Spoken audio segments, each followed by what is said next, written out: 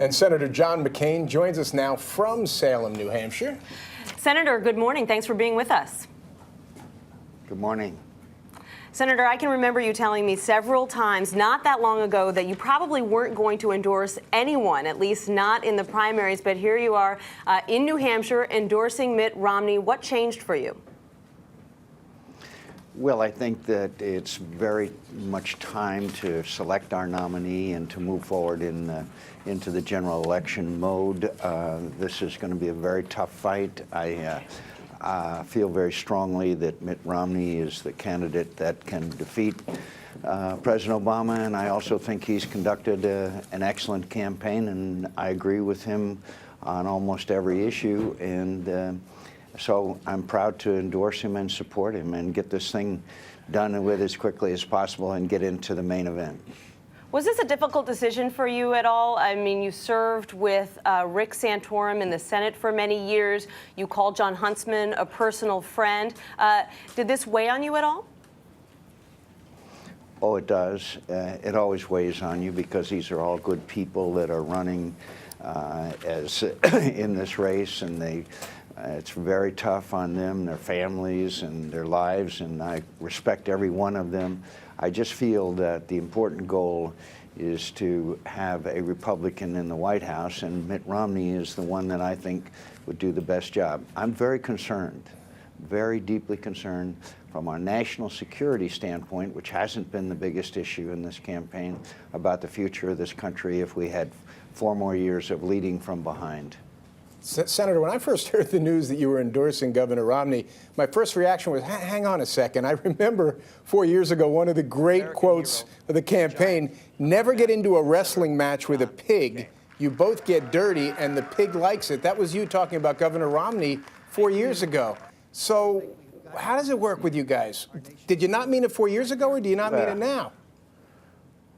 Well, look, primaries are tough. These are tough campaigns, and it isn't beanbag. And the fact is that as soon as the primary was over, Mitt Romney worked hard for my campaign. We became personal friends. We have worked together on a variety of issues.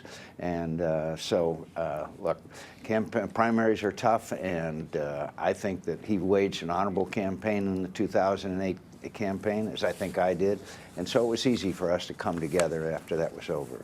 All right, well then let me ask you to explain something about your friend, Governor Romney, because the other thing you said that struck me, Governor Romney has taken 2 positions on every issue, at least 2. His record as governor was far left. Has your opinion on that changed? Of course, and the fact is that he's done a lot since then, campaigning, outlining his positions on the issues. Look, all of us from time to time over the years change our positions as conditions and circumstances change. But I don't think there's anyone in America that has changed positions more times than the President of the United States on virtually every issue. I think that Governor Romney has waged a very clear-cut, very concise, and very, I think, important campaign mapping the future of his presidency, and I agree with his positions on the issues, both on domestic and foreign policy issues.